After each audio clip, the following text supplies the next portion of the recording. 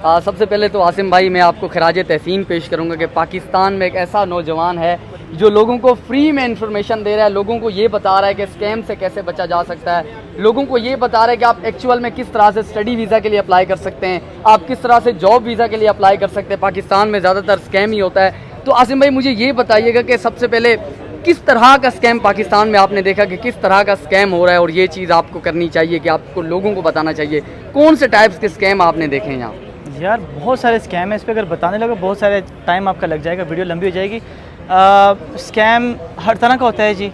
अगर आपने कनाडा जाना है तो वर्क परमिट के नाम पे स्कैम होता है, आईटी के नाम पे स्कैम होता है, विजिटर वीज़ा के नाम पे होता है, फिर इंश्योरेंस के नाम पे भी होता है कि आपकी इंश्योरेंस होगी, इंश्योरेंस करवाएंगे, होटल बुकिंग करवाएंगे, डन बेस्ड वीज़ा की बहुत सारी बातें होती हैं, शादी का भी एक वीज़ा होता है उसका भी स्कैम होता है। बहुत सारे स्कैम होते हैं, चाहे सिर्फ कनाडा नहीं, ऑस्ट्रेलिया, यूके, अमेरिका, इवन जो जैसे वो दूसरी कंट्रीज़ है, मलेशिया, तुर्की, इन कंट्रीज़ का भी जो है नाम पे स्कैम होते हैं।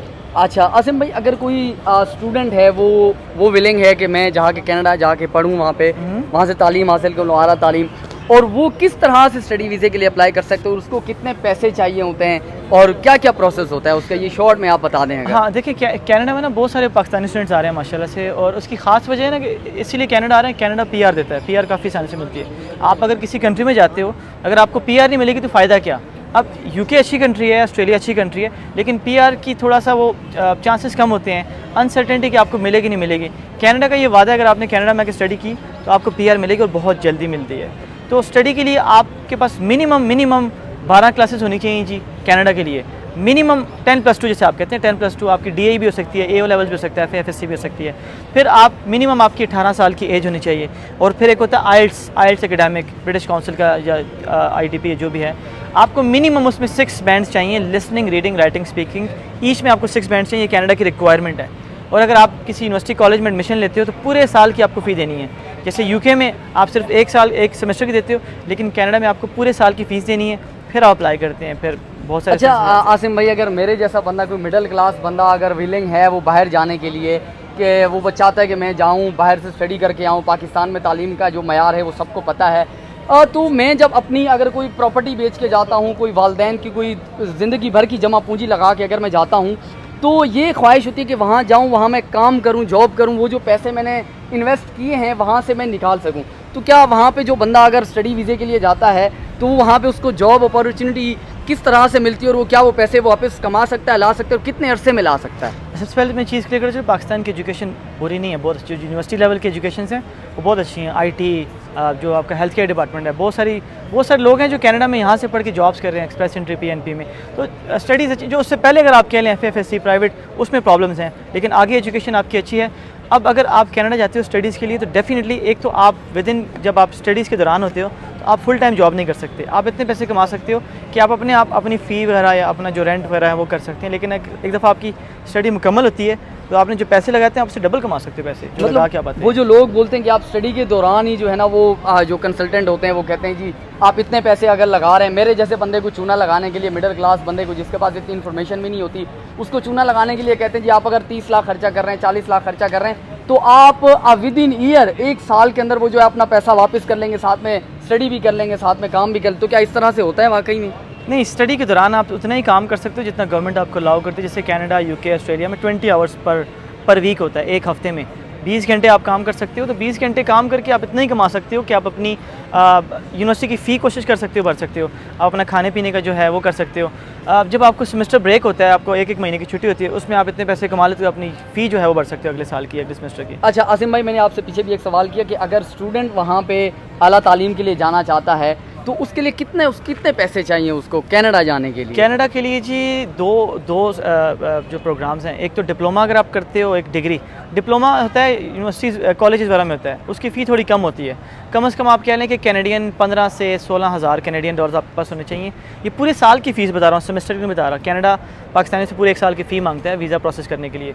और अगर आप डिग्री करने जाते हो किसी बड़ी यूनिवर्सिटी में तो उसकी आपके पास कम से कम 19 से 23,000 कैनेडियन डॉलर्स आपके पास होने चाहिए। तो इतनी फ़ी आपकी बनती है पूरे साल। चलें, आखिरी सवाल है मेरा आसिम भाई, जज़ाकल्लाह। आखिरी सवाल ये है, हमारे पाकिस्तान में ये बदकिस्मती से हमें ये कहना पड़ता है कि कोई भी अगर अच्छा स्टेप लेता है, कोई अगर पाकिस्तान की बेहतरी के लिए कोई कदम लेता है, तो उसके अंदर उसके रास्ते में जो है बहुत सारी रुकावटें हायल की जाती हैं, बहुत सारे मसले उसके सामने रखे जाते हैं। आसिम भाई के साथ भी ऐसा कुछ हुआ जो मैंने देखा आपकी वीडियोस में, आपसे सुना, तो क्या क्या कर रहे हैं लोग आपके साथ? आप इतना अच्छा काम, फ्री ऑफ कॉस्ट ये काम करना, फ्री में लोगों को उनके शहर में जाके उनको इन्फॉर्मेशन देना और उनको ये कहना कि आप 100 लोग अगर मुझे सुन रहे हैं, 200 लोग सुन रहे हैं, तो ये आपकी जिम्मेदारी है कि आप और लोगों को भी बताएं। तो इस तरह से एक चेन बनाना पाकिस्तान में, एक अच्छे काम का जो है वो कदम बढ़ाना, तो किस किस तरह से आपको जो है वो डिफ़िकल्टीज़ फेस कर रहे हैं आप, और क्या क्या मसले हैं आपको यहाँ पे फेस करने पड़े? सबसे पहले तो मैसेजेस आते हैं, जो खुल के बात करता हूँ, वो जो मैसेजेस जिन्होंने किया, मैं आपको पता है मैं किसका कह रहा हूँ।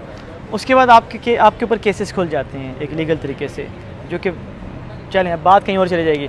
उसके अलावा मुझे एक बात की समझ नहीं है, मेरी फेसबुक अकाउंट पे रिपोर्टें करते रहते हैं, फेसबुक वालों को भी कंफ्यूज करते हैं अपने आप स्टोरियाँ बना के, और एक नहीं पूरा एक ग्रुप होता है, पूरा ग्रुप 150-200 लोगों का रिपोर्टिंग किस तरह से अकाउंट बंद हो जाए। तो ये चीज़ें चलती रहती हैं, सारी चीज़ें। तो आप ये जो फ्री में सेमिनार कर रहे हैं, ज़ाहिर है आप जब लोगों को बताएंगे कि ये इस तरह से फ्रॉड से बचा जा सकता है, तो बहुत सारे लोगों की दुकान बंद हो जाएगी, बहुत सारे लोगों का घर में जो है ना वो जो माल इकट्ठा आ रहा है वो आना बंद हो जाएगा। तो उन लोगों ने भी एक्शन लिया आपके ऊपर, क्योंकि उनके दिल में तो वही लोग हैं ना, ये जो कर रहे हैं वही लोग हैं, और तो कोई नहीं है। बाकी ये लोग बेचारे जो है क्या करेंगे। तो उन लोगों को कोई पैगाम देना चाहेंगे मेरे प्लेटफॉर्म से जो ऐसा कर रहे हैं? हाँ, मैं ये पैगाम देना चाहूँगा कि आप अपना काम करते रहें, आसिम सर अपना काम करता रहेगा, मैं पीछे नहीं हटूँगा, आप लगे रहें। चलें, पाकिस्तान जिंदाबाद जी। ये हमारे आसिम भाई, ये आसिम भाई हैं। अब लोग हमारे पाकिस्तान में होता क्या, बहुत सारी रुकावटें हायल करते हैं जब कोई इस तरह का काम करता है, लेकिन आसिम भाई का ये कहना है कि उनकी इन रुकावटों से हम रुकने वाले नहीं हैं। हम इंशाल्लाह जो ये स्टेप लिया है एक अच्छाई की तरफ, पाकिस्तान की बेहतरी की तरफ, पाकिस्तान के लोगों को स्कैम से बचाना है, फ्रॉड से बचाना है, तो इंशाल्लाह ये आसिम भाई इस तरह का ये जो सिलसिला है ये जारी रहेगा और इस तरह से इंशाल्लाह होता रहेगा। रोकने वाले लोग रोकते रहें। इसी के साथ अपने मेज़बान बासित, मेरा चैनल नहीं बताया यार आपने चैनल नहीं बताया, मेरा चैनल तो बता दो मेरा। हाँ, आसिम भाई भी जो है यूट्यूबर हैं, तो बता दें चैनल। आसिम सर प्रोडक्शन को देख लें यार, देख लें, अच्छी लगी वीडियो तो फॉलो कर लीजिएगा। हाँ, अगर आप जो है ना आपको इधर से समझ नहीं आती, आप बिल्कुल डिटेल में जानना चाहते हैं कि किस तरह से कनाडा जा सकते हैं, तो आसिम भाई ने बहुत सारी वीडियोस इसके ऊपर बनाई हुई हैं। आसिम सर्वर प्रोडक्शन के नाम से चैनल है आसिम भाई का, वहाँ जाके आप इनका चैनल विजिट कर सकते हैं। बहुत सारी ऐसी वीडियोस जो आपके काम आ सकती हैं वहाँ पे मौजूद हैं, तो वो आप देख सकते हैं। इसी के साथ अपने इनको भी सपोर्ट करें जी, इनको माशाल्लाह बहुत अच्छा काम कर रहे हैं। जो मेरे फॉलोअर्स भी हैं, मैं कोशिश करूँगा कि अपने सीधा फेसबुक पे जा लगा लूँ, ये बना रहा है, तो इनको ज़रूर सपोर्ट करें। आपके चैनल का नाम बताइएगा ज़रा। हमारा पाकिस्तान। हमारा पाकिस्तान बहुत अच्छा नाम है, इस पर लिखा भी हुआ है शायद, ये देखिए जी, बहुत अच्छा माशाल्लाह लोगो बनाया। मैं ऐसा बनाना चाहिए मुझे यार जाने के लिए। हाँ ज़रूर, हम आपको गिफ्ट करेंगे। लेकिन आसिम भाई यहाँ से मैं एक और बात भी कहना चाहूँगा कि एक बंदा होता है उसके अंदर थोड़ा गुरूर और तकब्बुर, जब उसको शोहरत, हर कोई बर्दाश्त नहीं कर सकता, किसी को शोहरत मिलती है। लेकिन मैंने पिछली बार भी आके आसिम भाई को ऑब्ज़र्व किया, अभी भी मैं तकरीबन 2 घंटे का ये जो सेमिनार था अटेंड करने के बाद अभी एंड में आके आसिम भाई से मिला हूँ, कोई गुरूर नहीं है, तकब्बुर नहीं है। जो बंदा आ रहा है, अच्छा इनका तरीका ये होता है, हम लास्ट टाइम भी अपने दोस्तों के साथ डिस्कस कर रहे थे, कोई बंदा मिलता है ना तो उनको बोलते हैं कि हाँ मैंने आपको देखा है कहीं पे, आप फलां बंदे, आप फलां, हाँ आपसे। तो एक मोहब्बत है, मतलब एक बंदे को जिस तरह से बंदा भी आ रहा है, वो मिडिल क्लास है, वो कोई स्टूडेंट है, जिस तरह से आ रहा है, ये नहीं कोई जो अमीर लोग आ रहे हैं उनको अच्छे से सलाम कर रहे हैं, जो मैंने बहुत सारे लोगों को देखा है ऐसा होता है। तो ये आसिम भाई की जो है बहुत अच्छी बात है कि इखलाक के साथ हर बंदे को तकब्बुर नहीं है, गुरूर नहीं है। तो आसिम भाई बहुत अच्छी बात है। इंशाल्लाह लोगों को इस बारे में कुछ कहना चाहेंगे? ऐसे ही रहेंगे यार, ऐसे ही रहेंगे। एक बड़ी सिंपल फैमिली से हैं और एक बड़ा मुश्किल टाइम देखा है, तो चाहे जहाँ भी पहुँच जाए मुश्किल टाइम वो वाला भूल नहीं सकते। हम ऐसे ही आजिज़ हैं, ऐसे ही सादे हैं, हमें सादे लोगों में रहना पसंद है, हमें ज़्यादा उड़ते हुए लोगों में रहना पसंद नहीं है। चलें जी, आसिम भाई की तरफ से मैसेज था, इसी के साथ अपने मेज़बान बासित मलिक को दीजिए इजाज़त। अल्लाह हाफ़िज़। थैंक यू सो मच जी, गले लग जाएँ जी। Thank you so much. मैं तो कहता हूँ चलें, ये मेरा साथ अपार्टमेंट है, फ्लैट है। नहीं बहुत शुक्रिया, इंशाल्लाह फिर आएंगे। तो कितने दिन हैं आप यहाँ पे? मैं अभी हूँ इस्लामाबाद, तो असर होंगे इंशाल्लाह।